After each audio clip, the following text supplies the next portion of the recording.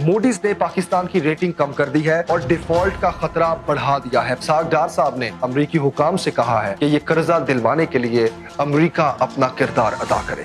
السلام علیکم، میں ہوں جمیل سکھیرا، آپ دیکھ رہے ہیں میرا یوٹیوب چینل۔ ملک کی اس وقت معاشی صورتحال کیا چل رہی ہے، تفصیل کے ساتھ آپ کے سامنے رکھنے جا رہا ہوں، کیونکہ موڈیز نے پاکستان کی ریٹنگ کم کر دی ہے اور ڈیفالٹ کا خطرہ بڑھا دیا ہے پاکستان کے لیے، کیونکہ روپے اور غیر ملکی کرنسی میں قرض لینے کی ریٹنگ موڈیز نے کم کر دی ہے پاکستان کی۔ معیشتوں کی درجہ بندی کرنے والا یہ ادارہ ہے موڈیز، اور اس نے آؤٹ لک تو مستحکم رکھی ہے پاکستان کی، لیکن ریٹنگ پاکستان کی کم کر دی ہے۔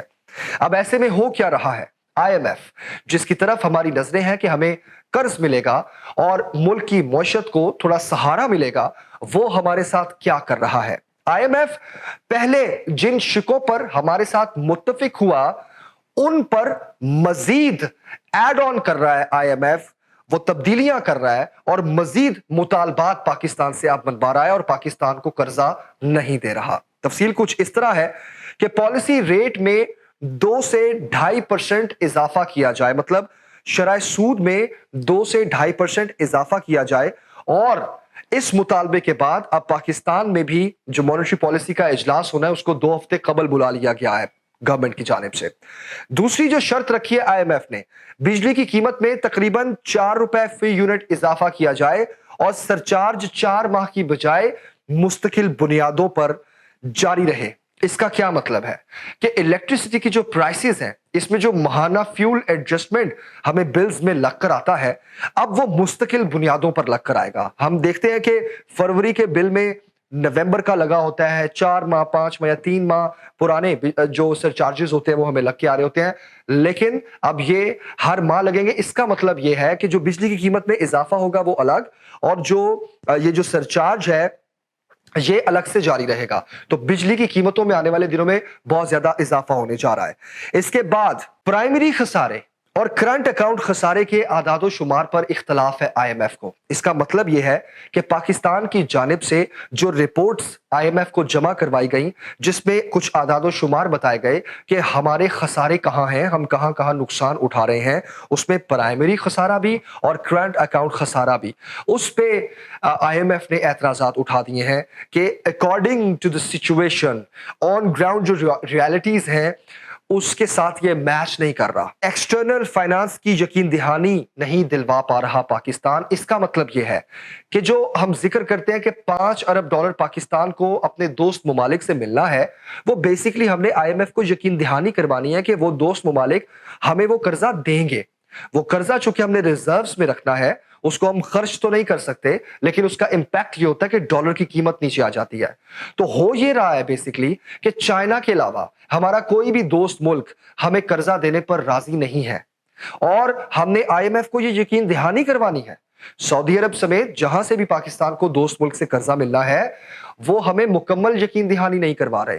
صرف چائنا ہمارا دوست ملک ایسا ہے جس نے $700 ملین ہمیں دے دیا ہے، اور ابھی $1.3 بلین ابھی اور دینا ہے۔ مطلب ٹوٹل یہ $2 ارب کا قرضہ ہے جو چائنا سے ہمیں ملنا ہے۔ کمرشل لون ہے یہ، اس کی تفصیل الگ ہے، میں آپ کے ساتھ شیئر کروں گا۔ تو کہنے کا مطلب یہ ہے کہ آئی ایم ایف کو ہم یقین دہانیوں پہ یقین دہانیاں کروا رہے ہیں۔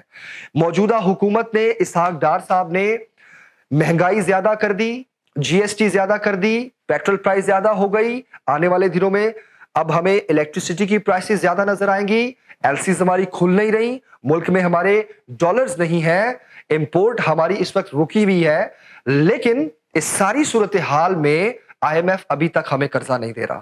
اور آئی ایم ایف کی جو شرائط ہم نے مانی، آئی ایم ایف انہی شرائط میں مزید امینڈمنٹس کر کے اپنے مطالبات منوا رہا ہے۔ تو ایسے میں ہو یہ رہا ہے کہ اسحاق ڈار صاحب نے اب امریکہ میں رابطہ کیا ہے اور امریکی حکام سے کہا ہے کہ یہ قرضہ دلوانے کے لیے امریکہ اپنا کردار ادا کرے۔ تو آپ یاد رکھیں کہ جب پاکستان امریکہ کے پاس گیا تب امریکہ نے پاکستان سے کیا کیا منوایا وہ ہسٹری بھری پڑی ہے۔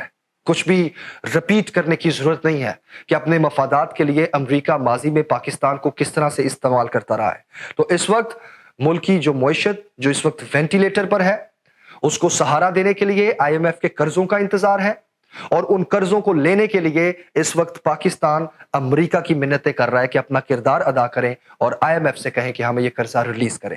تو ایسی صورتحال میں جہاں جاب لاسز کا خطرہ بڑھ چکا ہے، جہاں پچھلے ایک سال میں 2022 میں 10 لاکھ پاکستانی نوجوان ملک چھوڑ کر چلا گیا ہے اس غیر یقینی کی صورتحال میں، اور یہ وہ نوجوان ہے جس کی عمر 20 سے 35 سال ہے، یہ سرمایہ ہوتے ہیں کسی بھی ملک کا، وہ ملک چھوڑ کر جا رہے ہیں کیونکہ اس ملک کی معیشت کس ڈگر جائے گی، ہم ڈیفالٹ ہونے سے کتنا دور ہیں، ہم کھائیں گے کہاں سے، ہم کمائیں گے کہاں سے، ہم اپنے بچے کیسے پالیں گے، کچھ پتہ نہیں۔